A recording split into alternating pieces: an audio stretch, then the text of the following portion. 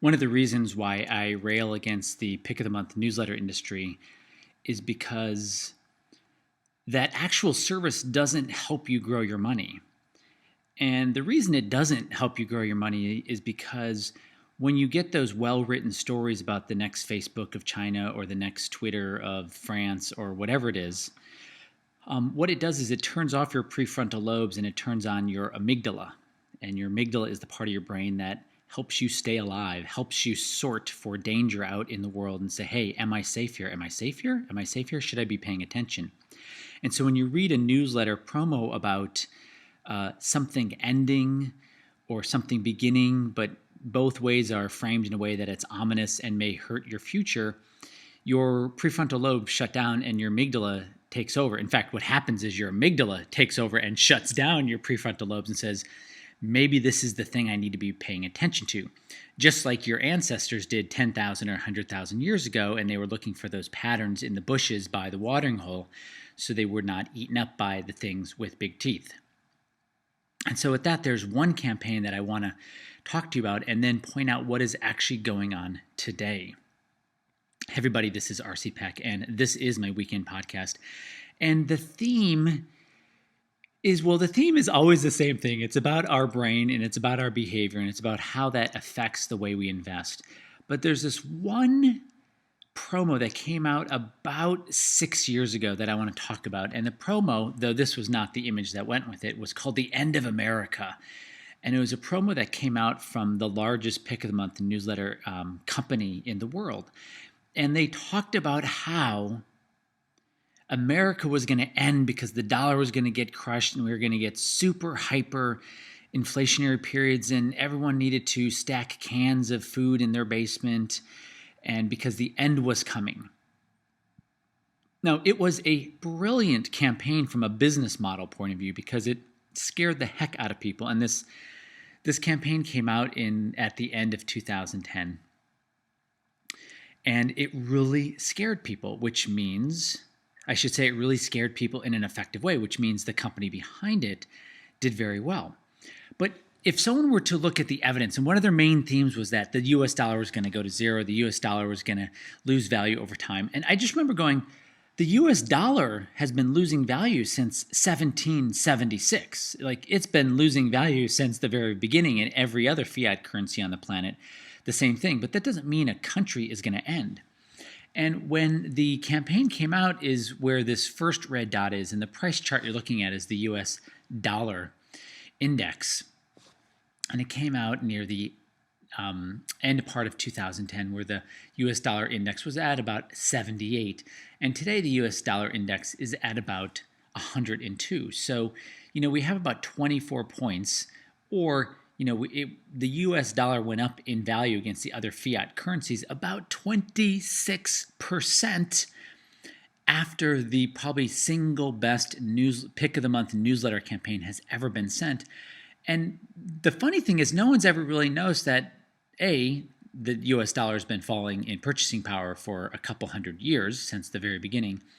And B, not only did the US dollar not go to zero, but in fact, it's over 25% stronger than it was 6 years later.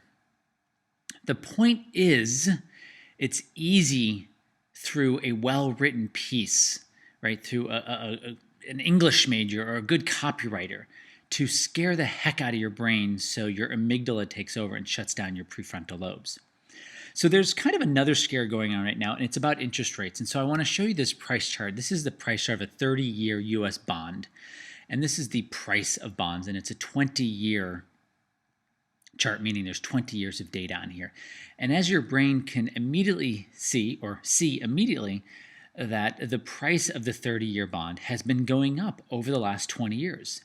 Not every day, not every week, not every month, not every quarter, and not even every year. But as you zoom back and get that big picture point of view, you can see, oh, yeah, this has actually been going up over the last 2 decades, and this being the price of the 30-year bond. Now, I want to zoom in on one part. And the reason I want to zoom in, and I don't know the answer, but I want to point something out. This is the financial crisis, right? The global financial crisis here. And there were talks about how the bond price was never going to be higher, or the yield was never going to be lower. So when you see this line going higher, that means the yield is going lower. And so back here, there were talks about the yield bottoming on the 30-year. And then it was talked about again in 2012 where the yield on the 30-year bond was going to bottom. And then back in 2015, this was the bottom. This was it. It's not going to go any lower. And then it happened again and is happening again in 2016. And you can see even here, and let me zoom in now, how the price got a little bit above its 20-year channel. And so now what people are saying is yields are never going to be low. We're in a 35-year bond trend, and it has ended. And look, I do think we are in the final endings, or we're in the bottoming process of that yield going lower or the price going higher. Again, when you see this line fall, that means the yield goes in the opposite direction. But as you can see, we don't really know yet if it has bottomed, right? We actually have to have, you, everyone, has to have this price break down to the bottom of this trend and then break below and start moving consistently and over time in a different direction. And I'm sure back in 98 and 2003 and 2009 and 2012 and 2015 twice, and 2016 there was calls of the bond of the end of the bond bull market. Now, I don't know if it has bottomed, but what I do know is we do have a recession in front of us. I do know that the Fed lowers interest rates somewhere between 2 to 10 percentage points.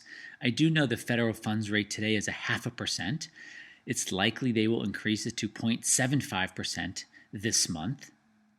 But if we have a recession in the next 2 years, which I think the likelihood is very high, we know the Fed over the last 100 plus years has lowered their rate 2 to 10 percentage points. Well, if the Fed funds rate is at 75 basis points or 0.75%, they really need to get on it and raise that federal funds rate up to the 2% rate. So at least when the recession comes, they can drop it back down to zero. And it is very likely that when we do go into a recession, people will get scared of their money in the stock market, which they don't really even want to have their money in the stock market now, but they're being forced to because the Fed dropped rates to zero. It's very likely that people will rush back into bonds again, which means we will push this price up again, which means the yield will fall again. And it could be likely that we would see a 2% 30-year mortgage one last time. Now, we don't know. But the point of me showing you this chart and this chart, which is the same charts, I just zoom in on the one, is to say, follow the price. Know your perspective. Because if you were following the price on a very close, zoomed in price chart, you'd say, oh no, it's absolutely collapsing here. Which, I could see someone saying going from 176 down to 150, losing 26 points of something that started at 176 points. Like, yeah, that's a pretty good fall. That's about a 22% fall. But then if you zoom back, you say, well, we've had these falls before. These falls happen. They're part of the mechanism, and it has to fall and then keep on falling. And then we know that really the bottoming process is over, or the topping process, depending on whether you're looking at yields or price. So perspective is very important. Now, what is the takeaway? So look, guys, follow the price. And I love when you guys send me news articles. Well, sorry, I misspoke. Pick of the month newsletter information. And it talks about how something very scary and dangerous is about to collapse or fall. I say, look, go look at the actual price and get the perspective, like get a zoomed out look, right? The market's path, the stock market's path of least resistance today is still upward. So follow the price, but no, you do have to know the trend, right? Know the trend. And what I mean by that is really know the right perspective of the trend. Zoom out, look at 10 years of price data, right? And when I taught myself this back in the 90s, I was looking at 50, 60, 70 years of price data to give me the real trend of what was going on. And then lastly, know your brain's limitations. Know that when you're hit with a scary story. Same thing with me. When I'm hit with a scary story, I'm going to start looking for the cliff. Right? I'm going to start looking for, oh my gosh, I mean, do I have things in order? Do I need to buy some long dated put options on something? I mean, do I need to buy the big investment that is being sold with this information? Like, it scares my brain too. Look, I have a human brain. When I read a well-written story, how things are going to collapse, my amygdala takes over, shuts down my prefrontal lobes, and I go, oh my gosh, am I safe? Am I safe? And the way the brain's designed is to say, well, just in case we're not safe, just go buy the newsletter. Because I'd rather buy the newsletter so I can get the answer, so I can calm down my amygdala, so I can go on living my life. And this is a cycle that so many investors are in.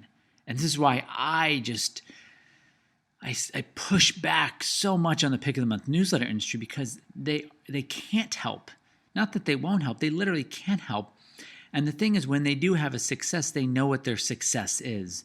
They know it's turning on that amygdala through a scary story. So know your brain's limitations. Know that when your amygdala gets turned on, you start making bad investment decisions. It's one of those things that helps you become that difference maker, that bigger difference maker to your family or your cause or your community. Hey guys, this is just another step in helping you protect your portfolio and your future. Until next time, this is RC Peck. Hey guys, I think I even told you last week that I'm working on a really cool new training called the 3 Magic Filters. And what they're based on is really an approach that if you get this approach right, you get everything right. And if you know this one thing, you really know everything. And here's probably one of the crazy things about it, which makes it feel magical. If you know this, then you actually know everything you need to know. And so the first thing is, step 1, should you even be in the market at all? I'm going to talk about that. Step 2, if yes, what's actually the best location in the world to buy a stock? Is it domestically or is it internationally? Step 3 is, okay, but what's the best sized stock? Is it a mega cap or a large cap or a mid cap or a small cap? Because if you know the best location, if you know the best size, and number 4, if you know the best type of stock, right? Is it energy? Is it financial? Is it healthcare? Is it staples? Is it discretionary? Is it utilities? Is it telecom? Is it technology? Is it materials? Is it industrials? Like, if you know these things, then you kind of know everything. Right? From, hey, if I should be in the market, okay, great, I should be in the market. Then what's the best location in the world? Okay, I live in the US, best location, regardless of what I live in the US or not, but best location would be called US domestic. If you live in Europe, US domestic would not be called US domestic. You'd call that international, because if you live in France, US would be international. So it would help you go, oh, that's the best place to have my money. And then it could tell you, and it does tell you, but what's the best size? Should I be in large cap? Should I be in small cap? Should I be in mid cap? And then finally it says, where is the best, right, sector? But I call it type. What is the best type?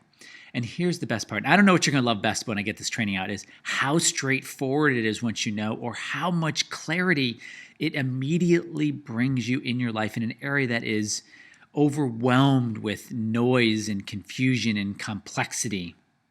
But whichever one it is, you're going to know immediately when you watch it. So I will let you know when it will be coming out in the next couple of weeks, but I'm just super excited about it. Thank you guys for being in my world, and I look forward to connecting with you soon. Take care.